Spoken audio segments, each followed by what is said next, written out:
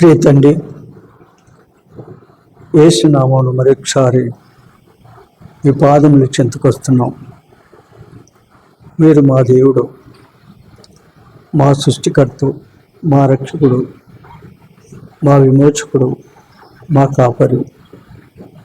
మేము నమ్ముకొని ఉన్న మా ప్రియమైన సజీవమైన నిజమైన నిత్య జీవము కలిగిన సత్యదేవుడు, ఆకాశమందున్న అంతటా అన్ని సమయాల్లో ఉన్న దేవుడు, వేల్పులలో మీ వంటి వాడు ఒక్కడు నుండి స్తుతి గీతములకు పాత్రుడవు, ఆరాధనలకు యోగ్యుడు, మహాపరిశుద్ధుడు, సమీపింపరాని తేజస్సులో వచించు అమరత్వం కలిగిన దేవుడు, ఉన్నవాడవు అన్నవాడవు, యెహోవా అన్న నామం కలిగిన దేవుడు, మా పితరుల దేవుడు, అబ్రహాం, ఇస్సాకు, యాకోబుల దేవుడు అని మీరు మా దేవుడు అయ్యారు. తెలియనా మరచును, కానీ మీరు మరువని విడువని ఎడబాయని చంకనెత్తుకొని దింపిన దేవుడు. అందుకే మీ ప్రేమ కుమారుడు యేసుక్రీస్తు ప్రభు నామం బట్టి హృదయపూర్వకమైన కృతజ్ఞతాస్తుతి ఆరాధన చెల్లిస్తూ ఉదయకాలం పాటల ద్వారా మేము స్తుతించి పాడి కీర్తించి గణపరచగలిగే కృప మాకు ఇచ్చినందుకే స్తుతిస్తున్నాం. చదువుకున్న లేఖనం భావం ద్వారా అతన్ని ఆరాధన ఆత్మతో నింపి ఆత్మతో సత్యంతో ఆరాధించడానికి కృపద ఇచ్చి సమయోచిత సాయం నాకును అనుగ్రహించి వాడుకోమని కోర్చు యేసు నామమున స్తుతించి ప్రార్థించి వేచున్నాము తండ్రి. ప్రకటన గ్రంథము 4వ అధ్యాయం 6 నుంచి 11 వచనాలు మార్చి చదువుకుందాం. మరియు ఆ సింహాసనం ఎదుట స్ఫటికమును పోలిన గాజు వంటి సముద్రం ఉన్నట్టుండెను. ఆ సింహాసనమునకు మధ్యన సింహాసనము చుట్టూను ముందు వెనుక కన్నులతో నిండిన 4 జీవులుండెను. మొదటి జీవి సింహము వంటిది, రెండవ జీవి దూడ వంటిది, మూడవ జీవి మనుష్యుని ముఖము వంటి ముఖము గలది, నాలుగవ జీవి ఎగురుచున్న పక్షిరాజు వంటిది. ఈ 4 జీవులలో ప్రతి జీవికి 2 రెక్కలుండెను. అవి చుట్టూను రెక్కల లోపటను కన్నులతో నిండి ఉన్నవి. అవి భూత వర్తమాన భవిష్యత్ కాలములలో ఉండు సర్వాధికారియు దేవుడునకు ప్రభు పరిశుద్ధుడు పరిశుద్ధుడు పరిశుద్ధుడు అని మానక రాత్రింబగళ్ళు చెప్పుచుండును.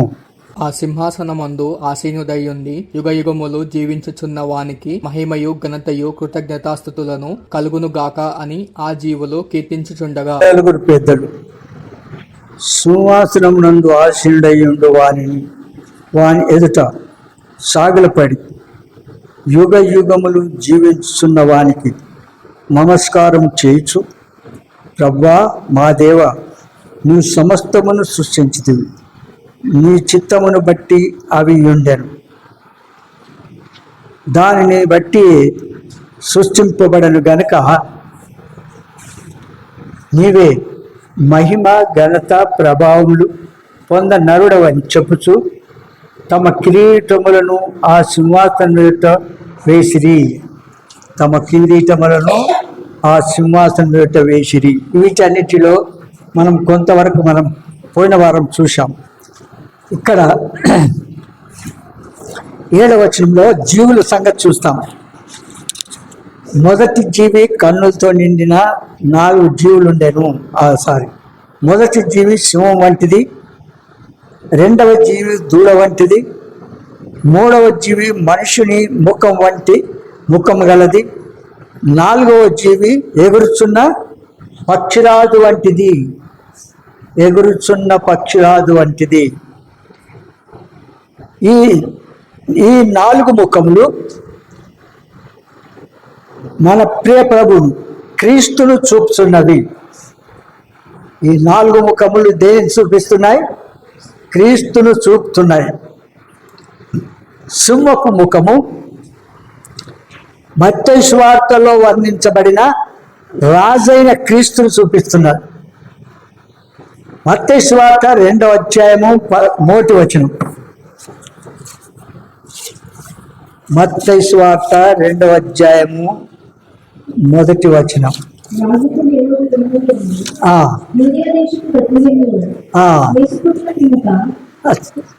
ఇక్కడ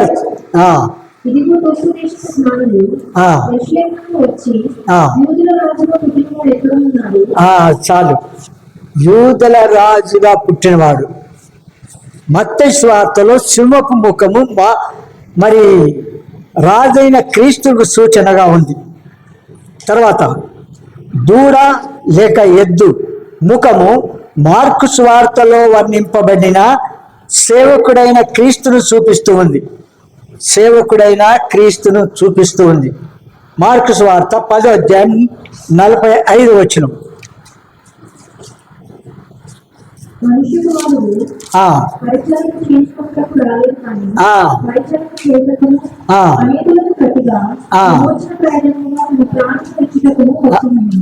అది కనుక సేవకుడిగా వచ్చినట్టుగా చూస్తాం.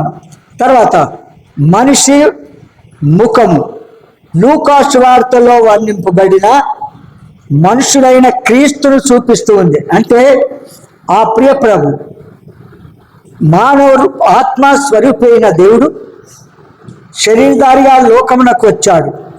దేని కొరకు? నశించిన దాన్ని వెదకి రక్షించడానికి, పాపులను రక్షించడానికి, పాపులను పరిశుద్ధుగా మార్చడానికి ఆ ప్రియ లోకానికి వచ్చాడు. అందుకే లూకా సువార్త 19:10 వచనంలో చెప్తాడు ఏమని? నశించిన దాన్ని వెదకి రక్షించుటకు మనుష్య కుమారుడు లోకమునకు వచ్చెను. కనుక మనిషి ముఖమును దేని సూచిస్తుంది? మనుషుడైన క్రీస్తును చూపిస్తుంది. 4వది పక్షిరాజు ముఖము. పక్షిరాజు ముఖము యోహాను సువార్తలో వర్ణించబడిన వాడు. ఆ పక్షిరాజు ముఖము కలిగినటువంటి ముఖమును దేవుడైన క్రీస్తును చూపిస్తూ ఉంది. ఎవరిని చూపిస్తుంది? దేవుడైన క్రీస్తును చూపిస్తూ ఉంది. కనుక వీటన్నిటికి చాలా ఇదివరకు చెప్పాను, మరొకసారి మీకు తెలియజేస్తున్నాను. ఆ తర్వాత ఇక్కడ మనము కూడా మన జీవితంలో క్రీస్తును చూపేవారముగా ఉండాలి. క్రీస్తును ప్రభుగా, రక్షకుడుగా, దేవుడుగా అంగీకరించిన మనం ఏం చేయాలి? క్రీస్తును చూపించే వారముగా మనం ఉండాలి. చూడండి, మీకు చాలాసార్లు చెప్పినాను, సందర్భాన్ని బట్టి మీకు తెలియజేస్తూ వస్తున్నాను. ఏంటంటే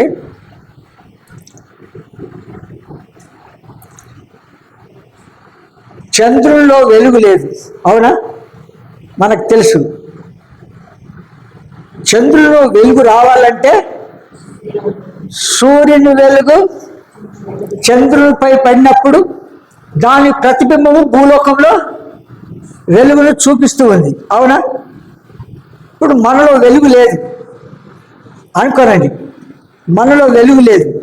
ఆ వెలుగే ప్రభు మనలోకి వచ్చిన తర్వాత ఈ వెలుగు ఇవ్వాలా, ఇతరులకు కనపరచాలా, అవునంటారా లేదా? చెప్తున్నామా? అట్లా చేస్తున్నావా? చూడండి ఒక్కసారి ప్రభు ఏమైతే చెప్తా వచ్చి కూర్చొని వెళ్ళిపోవడం సింపుల్గా. ప్రభువు ఏదైతే మాట్లాడుతున్నాడో ఆ మాటలను హృదయంలో బద్దం చేసుకొని దాన్ని వెంటనే ఇంప్లిమెంట్ చేస్తున్నారు. దాన్ని చేస్తూనే ఉండాలి, వెనుకాడకూడదు. ఇది నేను ప్రభువు నాతో మాట్లాడాడు, ఈ విషయంలో నేను ఈ పని చేయడం లేదు, ఇప్పుడు చేయడానికి తీర్మానం చేసుకుంటానన్న అభిప్రాయం మనం కలిగి ఉండాలి. అందుకే మనము కూడా మన జీవితంలో క్రీస్తును చూపేవారముగా ఉండాలి. మన జీవితంలో క్రీస్తును చూపుతున్నామా లేదా అది ఒక్కసారి మనం పరీక్షించుకోవాలి. గలతీయ రాష్ట్రపతిక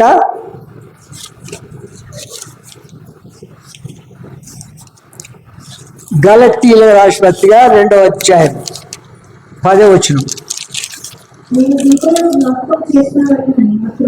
చూడండి, మేము బీదలను జ్ఞాపకం చేసుకునవలనని మాత్రమే వారు కోరిది, అలాగే చేయుట నేను ఆసక్తి కలిగి ఉంటుంది.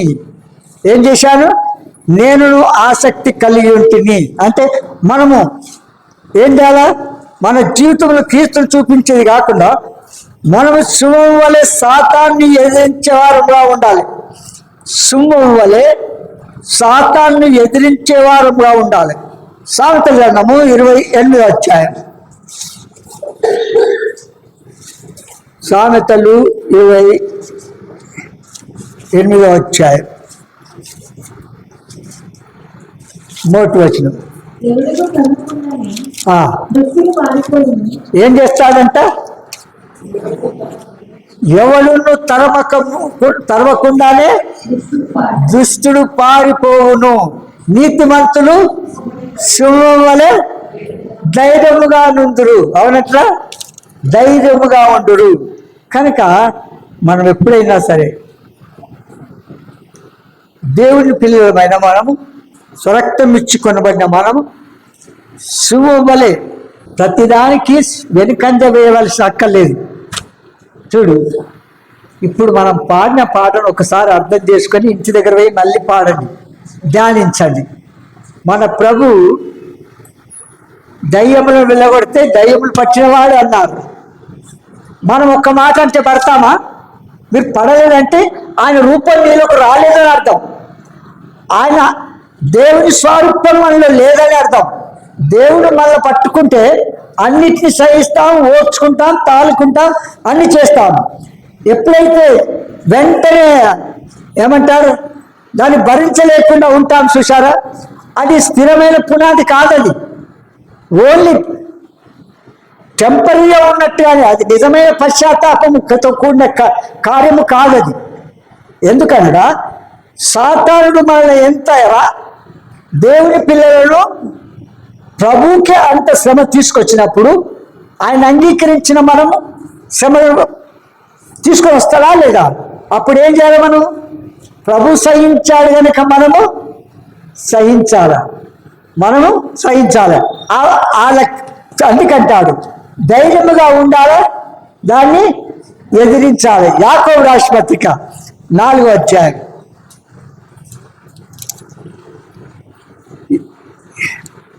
యాకోబు రాసిన ఏప్రిల్ తర్వాత 4వ అధ్యాయం 7వ వచనం చదవండి.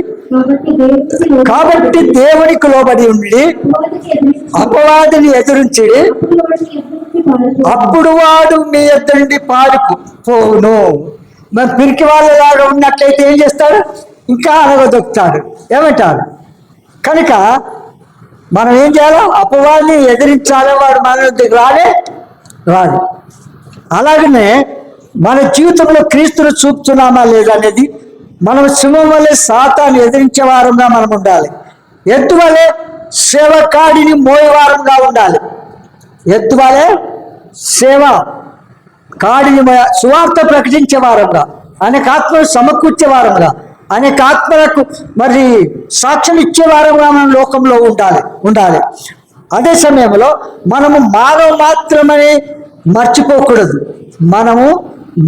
మాత్రమని మర్చిపోకూడదు. జాగ్రత్తగా ఉండాలి.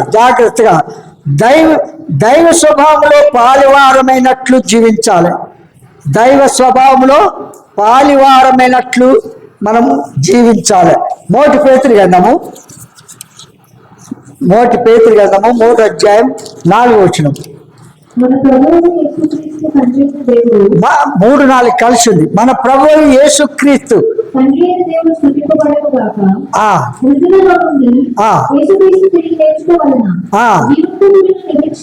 జీవముతో కూడిన నిరీక్షణ మనకు కలిగినట్లు అక్షమైనది, నిర్మలమైనది, వాడబారదీయునైన స్వాస్థ్యము మనకు కలిగినట్లు ఆయన తన విశేష కనికరము చొప్పున మనలను మరలా జన్మింపచేసెను. ఏం చేసినాడు? మనలను మరలా జన్మింపచేసెను. ఆ తర్వాత మరి ఈ ప్రకటన 4:8 చూస్తాము. ఈ జీవులకు రెక్కలున్నట్టుగా చూస్తాము. అవునా? ఈ జీవులకు రెక్కలున్నట్టుగా చూసాము. విశ్వాసికి రెక్కలున్నాయా అంటే ఉన్నాయి. విశ్వాసికి రెక్కలు ఉండాలి. ఎట్లా చెప్పండి? యెషయా గ్రంథము 40వ అధ్యాయం. యెషయా గ్రంథము 40వ అధ్యాయం 31. యెహోవాకు ఎదురుచూచువారు ఎక్కడ? యెహోవాకు యెహోవా కొరకు ఎదురు చూచువారు నూతన బలము పొందుదురు. పక్షిరాజువలె ఆ, రెక్కలు చాటు పైకి ఎగురుదురు. ఎగురుతున్నారా మనం? ఎవరు ఎగురుతున్నారు చెప్పండి? ఎవరు ఎగురుతున్నారు? ఉన్న రెక్కలను కిందికే అవి ఎగిరి పైకి పోయకుండా చేస్తాం. ఇది మన జీవితంలో పక్షిరాజు వల్ల మనం ఏం చేయాలో ఎగురుతూ ఉండాలి. భూమి ఆకర్షణీయ శక్తి భూమికి ఉంది, అవునా? ఆ శక్తిని మించిన శక్తి ఏంది? పక్షిరాజు ఏం చేస్తుంది? ఎంత ఆకాశం మీదకి ఎగురుతుంది, విన్నారా? ఆ విధంగా తన రెక్కల చేత భూమి మీద ఎట్లెక్కుతుందో ఆకాశంలో ఎగురుతున్నా, అలాగే విశ్వాసి పరసంబంధమైన జీవితం కలిగి ఏం చేయాలి? పైకి ఎగరాల, స్వార్థ ప్రకటించాల, అనేక ఆత్మలు రక్షించాల. అవును, అప్పుడప్పుడు నేను తలుస్తూ ఉంటాను. రాజకీయాల్లో 2 కుటుంబాలు ఉండే, 3 కుటుంబాలైంది. ఇప్పుడు వీళ్ళు ముగ్గురు కలిసి 2 నెలలు తిరిగిస్తే రోజు ఏదన్నా ఒక టైంలో స్వార్థ చెప్పేసి ప్రార్థన చేసి వస్తే రమ్మంటే ఎంత బాగుంటుంది అనిపిస్తుంది. మరి చేస్తారో తెలియదు. మరి చేస్తారా? ఇది నీ పని నీకే, ఆమెకే, ఈమె పని ఈమెకేనా? ఎవరి పని? దేవుని కొరకు 1 గంట సేపు మనం ఏం చేయాలా? మనం విశ్వాసం పర సంబంధమైన వాటి విషయమైనా భూ సంబంధమైన వాటికి కాదు, పర సంబంధమైన వాటి విషయంలో మనం బాధ్యత తీసుకోవాలి. ఇది మన ప్రభు తీరుస్తాడు, మన అక్కలు తీరుస్తాడు. కానీ మనం నమ్మకంగా ఉంటే, పవిత్రంగా ఉంటే, యోగ్యులముగా ఉంటే మన అక్కర అనుకోకుండా తీరుస్తాడు. ఎట్లా తీరుస్తాడంటే నిజం చెప్తున్నాను మీకు. పోయిన వాళ్ళ వారం చెప్తుంటాను మీకు. నేను బ్యాంక్ బ్యాలెన్స్ నాకు ఎంత మిగిలి 3,000 చిల్లర. నాకు ఇచ్చిన డెబిట్ కార్డును బట్టి నేను ఎక్కువ ఉంచాలి, అందులో ఎక్కువ ఉంచాలి నేను. మరి మెసేజ్ పంపించారు, వెంటనే మళ్ళీ దేవుడు ఇస్తే 20,000 డిపాజిట్ చేశాను. దేవుడు ఇచ్చాడు. అయితే అవన్నీ మేము వాడుకునే ఉంటాం, అది అందులో ఉంచి వాడుతూనే ఉంటాను. నేను అనుకున్నాను, నా దగ్గర ఉన్న అంటే డబ్బులు ఉన్నాయి కదా, ఉంటే 500 నోట్లు తగ్గిపోయినాయి కదా అనుకుంటున్నాను మనసులో. వేరే నోట్లన్నీ ఉన్నాయి, 100 రూపాయలు, 200, 15,000 ఉన్నాయి. కానీ 500 రూపాయల నోట్స్ తగ్గినాయి కదా అనుకుంటే, నేను రాత్రి అనుకోకుండా మన దగ్గరికి సరిగా రాదు ఒక వ్యక్తి వచ్చి ప్రార్థన చేయించుకొని వాళ్ళు చూసి వెళ్ళిపోయారు. అప్పుడు వచ్చేది, ఇప్పుడు రాదని దూరం అయిపోయింది. అమితపేటలో అట్లా ఉంటారు. అయితే ఆమె కొన్ని పైసలు ఇచ్చి ప్రార్థన చేసుకొని వెళ్ళిపోయింది. ఇప్పుడు ఏం జరిగింది? 500 రూపాయలు జమ. అంటే ఏ నోట్స్ అయితే లేవో ఆ నోట్స్ వచ్చినాయి. చూడండి ఏమంటారు అంటే, నేను ఎందుకు చెప్తున్నానంటే, మనం నమ్మకంగా ఉన్నామంటే ప్రతి చిన్న దాంట్లో కూడా నమ్మకంగా ఉండాలి. ప్రతి చిన్న దాంట్లో నమ్మకంగా లేకపోతే మానవ ప్రయత్నం అంతా వ్యర్థమే. దేవుడిచ్చే నమ్మకము అది చాలా ప్రాముఖ్యమైనది. అలా జీవించినట్లయితే కాకుల ద్వారా ఏలియాలు పోషించిన రీతిగా మనకు పోషించాడా? మన అక్కలు తీర్చడా? మనం చిన్న మంద. ఇది ఎంతమంది? చిన్న మంద. ఈ చిన్న మంద మరి కలిసి ప్రార్థన చేస్తే మన ప్రార్థనకి జాబ్ ఇస్తున్నాడా లేదా? మన సమస్య పరిష్కారం చేస్తున్నాడా లేదా? మన అక్కలు తీరుస్తున్నాడా లేదా? ఏమంటా? అలాంటి దేవుని మనం కలిగి ఉన్నాము. 1,000 మంది ఉన్న దగ్గర ఎవరికి ఏ ఆన్సర్ ఇచ్చింది కూడా తెలియదు. కనుక మన జీవితంలో ఇప్పుడు ఎంతోమంది ప్రార్థన చేస్తే వాళ్ళ అక్కలు తీర్చబడి వాళ్ళు సంతోషంగా ప్రభుత్వం కూడా గడుపుతున్నారు. అలాగ ఉండాలి మనం. ఆ తర్వాత విశ్వాసి తన జీవితంలోనూ సేవలోనూ శక్తి కలిగినవాడుగా ఉండాలి. సేవలు ఎట్లుండాలి? శక్తి గలవాడిగా ఉండాలి. ఆ తర్వాత ఆ జీవులు కన్నులతో నిండి ఉండెను. అవునా? కన్నులతో నిండి ఉండెను 6వ వచనంలో చూస్తాం. 4 ప్రకటన 4:6లో ప్రభు పిల్లలమైన మనము మరి ఎట్లున్నారా? ప్రార్థించుతూ దేవుని గ్రంథంలో ఆశ్చర్యకరమైన సంగతులు మనం చూస్తూ ఉండాలి. ఆశ్చర్యకరమైన సంగతులు మనం చూస్తూ ఉండాలి. 119 కీర్తనలు 119 37వ వచనం. 37వ వచనం చదవండి. వ్యర్థమైన వాటిని చూడకుండా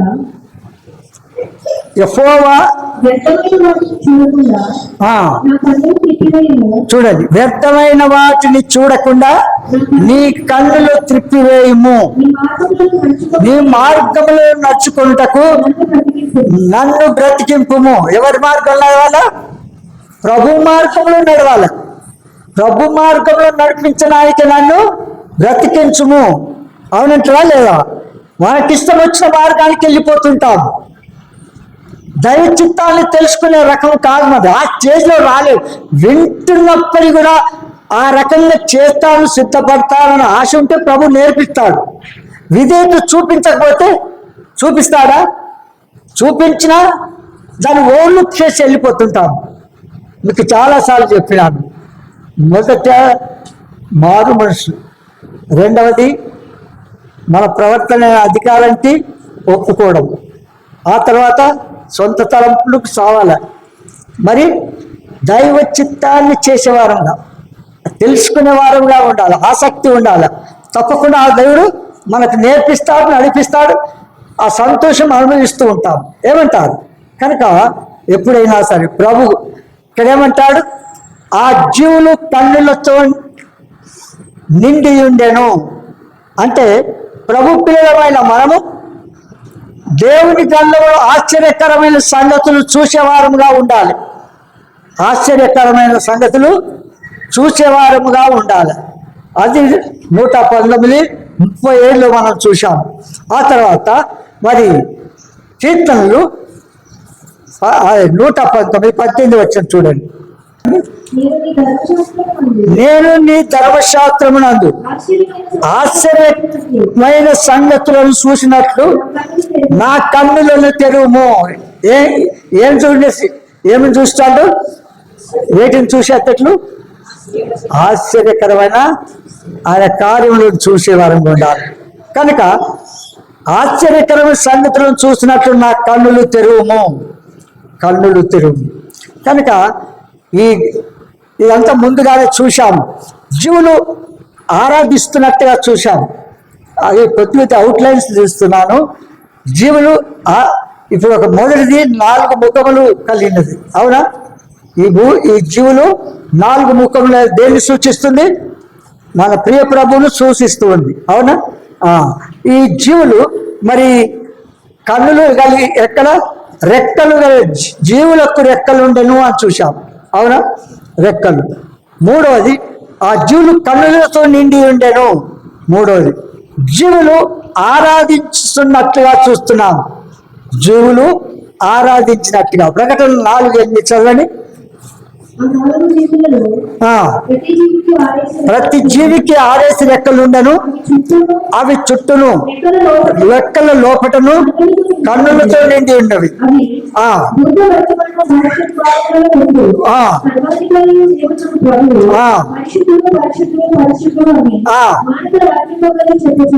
ఏం చేస్తున్నాయి? జీవులు ప్రభువును స్తుతిస్తూ ఉన్నాయి. 5వ అధ్యాయం 8వ వచనం. ప్రకటన 5:8. అమ్మా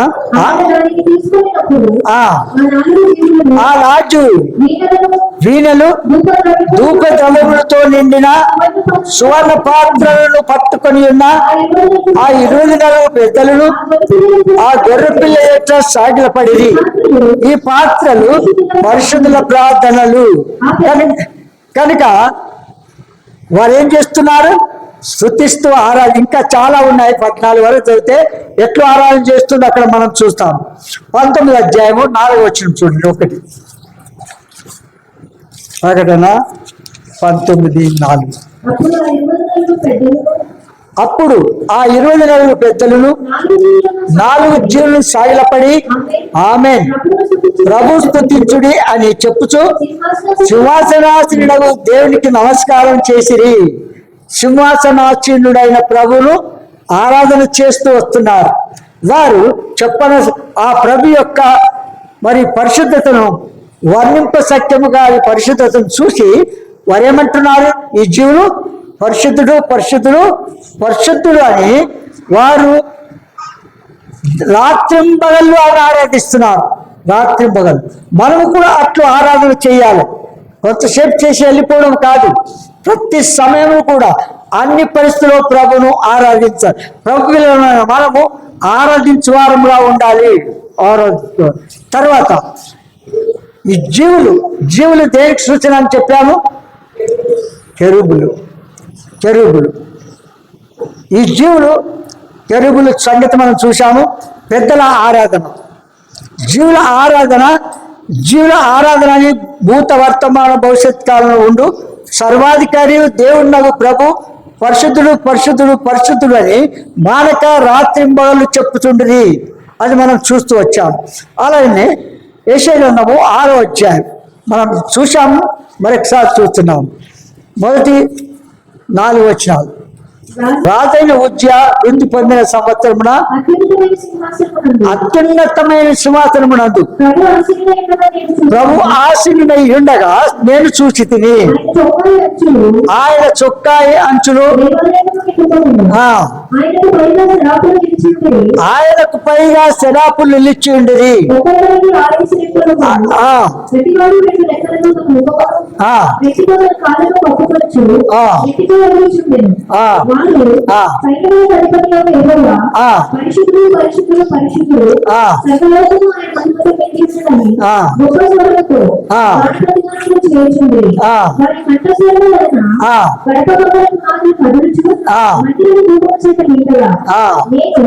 చాలా చాలు. కనుక వారు శరాపులు ఏం చేస్తున్నారు? పరిశుద్ధుడు పరిశుద్ధుడు పరిశుద్ధుడు అని మానక వాత్యంబగలు ఆయన ఆరాధిస్తున్నారు. అవునా? కెరూబులు ఆరాధిస్తున్నాయి. మరి శరాపులు అంటే ఉన్నత స్థాయికి చెందినటువంటి దూతలు. శరాపులు దూతల్లో ఉన్నత స్థాయికి చెందిన వారు కెరూబులు. విన్నారా? ఈ కెరూబుల సంగతి ఒకసారి మీకు చెప్తాను. ఇది చదవడానికి గుర్తొస్తుంది, మళ్ళీ మర్చిపోతున్నా అసలు నేను. విన్నారా? ఈ కెరూబుల సంగతి వీళ్ళదే దేవుని చిత్తం అయితే వచ్చే వారం చూస్తాం. ఏమంటున్నా ఓట. ఆ తర్వాత ఇప్పుడు ఏం చేసి పెద్దలు ఆరాధన చేస్తున్నారు. ఇక్కడ ఎవరు? జీవులు ఆరాధన చేశారు. ఆ తర్వాత పెద్దలు ఆరాధన మనం కూడా మన మానక ప్రతి విషయంలో ప్రభును స్తుతించే బాధ్యులమై ఉన్నాము. అన్ని విషయంలో, అన్ని వేళలో, అన్ని పరిస్థితుల్లో మనం ఏం చేయాలి? ప్రభును స్తుతించలేదు. అనుకూల పరిస్థితులు స్తుతించాలా, ప్రతికూల పరిస్థితులు కూడా స్తుతించాలి. స్టార్టింగ్లోనే ప్రభును రక్షకుడుగా ప్రభుగా అంగీకరించిన మారుమంచు పొందిన వెంటనే ప్రభు మనకు వాక్య లేఖన ప్రకారం కొన్ని శ్రమలు తీసుకొస్తే, ప్రతికూల పరిస్థితులు తీసుకొస్తే దాని ద్వారా మనల్ని ఏం చేస్తాడంటే ఆ శ్రమల ద్వారా స్థిరం చేస్తాడు. ఆ తర్వాత ఎన్ని శ్రమలు వచ్చినా మనం తట్టుకోగలుగుతాం. ఇవన్నీ లెక్కనే చెయ్యం, అవి ఉండవు కదా. ఎందుకు రాలేవంటే చెప్పాలి నేను, ఎందుకు రాలేవు మీకు శ్రమలు? మీరు బాప్తిసం పొందినారు. అవునా? ఎంతమంది బాప్తిసం పొందినారు? పొందిన తర్వాత వాక్య ప్రకారం మీకు నడిచిన ఒకని ఇంటి వారే అతనికి శత్రులు అవుదురు అన్నాడు. ఎవరికైనా చెప్పండి చూద్దాం. ఒక్కరి చేతులు ఎత్తండి చూసా. ఎందుకు చెప్పండి? అదే నేను ప్రశ్నించుకున్నాను. నేను రక్షింపబడిన తర్వాత వర్షవాక్యం చదువుతూ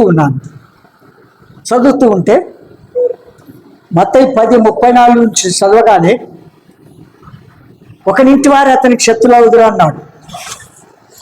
అప్పుడు నేను నిజంగా ప్రభువుకు నమ్మకస్తుడనిగా ఉంటే, పవిత్రతను కాపాడుకొని నమ్మకంగా ఉంటే ఈ వాక్యం నా పట్ల నెరవేరాలి. లేదు అని అంటే నేను వాక్యం ఇంకా పాపం నాలో ఉంది అనుకుంటాను అని తలంచుకొని అట్లా ప్రార్థన చేసుకుంటూ వెళ్తానే 1 వీక్ తర్వాత మా స్వంత ఇంటి వారి ద్వారానే ఏమే శ్రమలు వచ్చాయి. అప్పుడు దేవునికి థ్యాంక్స్ చెప్పినండి, సంతోషించి దేవునికి థ్యాంక్స్ చెప్పిన. ఎందుకు చెప్పండి? ఈ వాక్యం నా పట్ల నెరవేరుతున్న దేవుని స్తుతించినాను. విన్నారా? స్తుతించిన తర్వాత అది అంత కాకపోలేదు, అమ్మో అంత కాదు. ఆ శ్రమ ఎలాంటిదంటే పంచాయతీలు, ఈ గ్రామం ఆ గ్రామం చంపాలని కొట్టాలని రకరకాలుగా విమర్శించి అట్లు పోయినప్పుడల్లా సేవకుని దగ్గరికి, నాయన ఈరోజు పలానా దగ్గర పంచాయతీ ఉంది, నేను వెళ్తున్నాను, ఆఖరు ప్రార్థన చేయి అని ప్రార్థన చేయించుకొని మళ్ళీ వెళ్ళే ముందు ఒక సలహా ఇచ్చి పంపించేవాడు. వాక్యం ద్వారా హెచ్చరించి ఒక మాట అన్నాడు, ఏంటంటే మోషే ఫరోరాని కుమార్తె యొక్క కుమారుని అనిపించుకుంట కంటే క్రీస్తు విషయమైన నింద గొప్ప భాగ్యమని నేర్చుకున్నాడు. 11 ఎబ్రిలో ఆ మాట చెప్పి వెంటనే ధైర్యం వచ్చింది. అప్పుడు ఏం చెప్తానని చింతించద్దు, ప్రభువే ఆ సమయంలో మనకు ఆసరిస్తాడు, జవాబిస్తాడు, వెళ్ళిపో అన్నాడు. సంఘం అంతా ఈ పిల్లోడు ఎక్కడికి వెళ్ళిపోతాడు, మళ్ళీ ఆగిపోతాడేమో, అయ్యో మరి ఇంకెక్కడైనా వెళ్ళిపోతాడేమో అనుకొని సంఘం అంతా ఇండివిజువల్గా వ్యక్తిగతంగా సంఘంగా ప్రార్థన చేస్తే దేవుని కృపను బట్టి వాటన్నిటిలో జీవితం ఇచ్చి ఏం చేసినాడు? ప్రభు కొరకు నిలబెట్టినాడు. ఇప్పుడు ఎలాంటి శ్రమలు వచ్చినా, ఎలాంటి ప్రతికూల పరిస్థితులు వచ్చినా, నిందలు అవమానంలో వచ్చినా ప్రభు కొరకు నిలబడే శక్తి దేవుడిచ్చాడు నాకు. ఎంతమంది ఏమైనా రకాలుగా అనుకుంటా ఉంటారు, అన్ని లేని వాటిని అవునంతగా చెప్తూ ఉంటారు. ప్రభు ఇచ్చిన దాన్ని చేయాలి కానీ మనం దేని కొరకు దేని కొరకు కూడా తొందర పడకూడదు. ప్రభు సమయానికి కొరకు వేచి ఉండాలి. అందుకే ఇక్కడ మనము కూడా మానక ప్రతి విషయంలో ప్రభువును స్తుతించే బాధ్యులమై ఉన్నాము. ఆయన కనుక పరిశుద్ధుడైన దేవుణ్ణి మనం ఎల్లప్పుడూ ప్రార్థన చేయాలి. ఈ తర్వాత పెద్దలు ఆరాధన చేసినారు.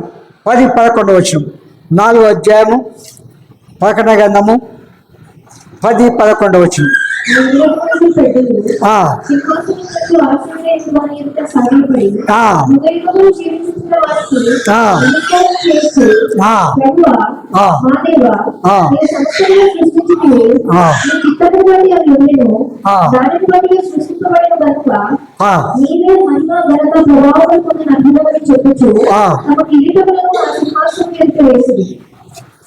సింహాసనములు వీరు సాగిలపడి ఆరాధిస్తున్నారు. పెద్దలు ఎట్లా ఆరాధిస్తున్నారు? సాగిలపడి. అదే ఇది సంపూర్ణ దీనత్వానికి సూచన. మనమైతే కుర్చీలు కూర్చొని ఆరాధన చేయడం కూడా దీనత్వం రాదు. ఏమంటారు? సాగిలపడడం అంటే ఏంటి? అది సంపూర్ణంగా దీనత్వం చూపిస్తున్నది. విరిగి నలిగిన మనసే ఆ దీనత్వంలోకి నడిపిస్తుంది. ఆయనకిష్టమైన బలి విరిగి నలిగిన మనస్సు. కనుక మనం ఏం చేయాలి? దీనులము కావాలి, మరి పరిశుద్ధులము కావాలి. ఆ ప్రభు కోరిన రీత్యా మనం ఆయన రూపంలో మార్చబడి ప్రభువును ఆరాధించాలి. పెద్దలు ఆ విధంగా ఆరాధన చేస్తున్నారు. ఎట్లా ఆరాధన చేస్తున్నారు? సంపూర్ణ దీనత్వం కలిగి విరిగి నలిగిన మనసుతో ఆరాధన చేస్తున్నారు. రెండవది, యుగ యుగములు జీవించుతున్నవాడు ఆయన నిత్యత్వమును తలపోయిచున్నారు. ఈ పెద్దలు ఏం చేస్తున్నారు? యుగ యుగములు జీవించుతున్నవాడు ఆయన నిత్యత్వమును తలపోయిచు వారు స్తుతించుటలో వారు చెప్పిన మాటలు అవి ప్రభువా మా దేవా. ఈ రెండు లక్షణాలను అనుభవంగా కలిగి ఉండగా చాలా ప్రయోజనకరమైంది. ప్రభువా, ఇంకా ఏమంటారు? మా దేవా. అవునంటారా? నా దేవా అని అందరూ చెప్పలేరు. వాస్తవంగా చెప్పాలంటే ఇది చెప్తూ ఉంటే గుర్తొస్తుంది. నేను కాలేజ్ చేస్తున్నాను. కాలేజ్ హాస్టల్లో ఉండి డైలీ ప్రార్థన చేసుకొని కాలేజీకి వెళ్ళిపోయేవాడిని. వస్తూ ఉంటే అట్లు దేవుడు చాలా ఆ స్టేజ్ యవనస్తుడిగా ఉన్నప్పటికీ దేవుని కృపను బట్టి దేవునితో గడ్డి మంచు అత్తుకున్న రీతిగా నేను ఉండేవాడిని. అట్లా నా సైట్ నా ముందు కానీ వెనక కానీ పైకి చూసేవాడిని కూడా కాదు, చక్కగా చూస్తూ వెళ్ళిపోయేవాడిని. అలా ఉన్న సమయంలో వేరే మాట లేకుండా దేవా అని సంప్రదించేది. ప్రతిదానికి కూడా దేవా అని అనేవాడిని. ఆ ప్రాక్టీస్లో పెట్టినాను నేను. పెట్టిన తర్వాత నా పక్కన నా రూమ్మేట్ ఉన్నాడు ఒక ఆయన. అంటే నేను దేవా అని అంటే అది చాలా మధురంగా చాలా చక్కగా ఉండేది. మేము అదే మాట మేము పలికితే మాకు రాదంటారు. వినరా? అంటే దేవుని పైనటువంటి మక్కువ చేత మనం పలికేది వేరు, దేవా అన్న కూడా వేరు. కనుక దేవాయని అని చెప్పలేము. సంపూర్ణముగా ప్రభువును మనసిచ్చిన వారికే ఈ స్వాతంత్రం కలుగుతుంది. ఏం కలుగుతుంది? సంపూర్ణంగా ఏంది? ప్రభువుకు మనసిచ్చిన వారికే ఈ స్వాతంత్రము, మా దేవ మా ప్రభువా అని సంబోధిస్తూ ప్రార్థన చేస్తూ ఉంటాం. యెషయా గ్రంథము 25వ అధ్యాయం రోజు వచ్చిన యెహోవా, నీవే నా దేవుడవు. ఆ. నేను నిన్ను హెచ్చించెదను. ఆ. నీ నామమును స్తుతించెదను. ఆ. నీవు అద్భుతములు చేసితివి. ఆ. సత్య స్వభావమును అనుసరించి నీవు పూర్వకాలం చేసిన నీ ఆలోచనలు నెరవేర్చితివి. చూసావా? దేవా ఏమంటాడు? యెహోవా నీవే నా దేవుడు, నేను నిన్ను హెచ్చించదను, నీ నామము ఏం చేస్తాను? నీ నామమును స్తుతించదను. పెద్దలు స్తుతిస్తూ ఉన్నారు. 32వ వచనం, కీర్తన 32వ వచనం. నా దేవా, ఆ, నేను నీకు మొరపెట్టగా ఆ. నీవు నన్ను స్వస్థపరిచితివి. ఏం చేశావు? ఎంత బాగుంది చూడు. యెహోవా నా దేవా, నేను నీకు మొరపెట్టగా నీవు నన్ను స్వస్థపరిచితివి. చాలు. మనం ప్రార్థన చేయగానే ఏం చేస్తాడు? మా విశ్వాసాన్ని బలపరుస్తాడు, ప్రార్థనకు జవాబు ఇస్తాడు, సమస్య పరిష్కారం చేస్తాడు, రోగములు బాగు చేస్తాడు. ప్రార్థించగానే మన రోగములు బాగుపడేవిగా ఉన్నాయి. కనుక ప్రభు అంటే యజమానుడని అర్థం. ప్రభు అంటే ఏంది? యజమానుడు అని అర్థం. ఏలుబడి చేయవాడు అని అర్థం. ప్రభువులు అంటే ఎవరు? యజమాని, ఏలుబడి చేయవాడు.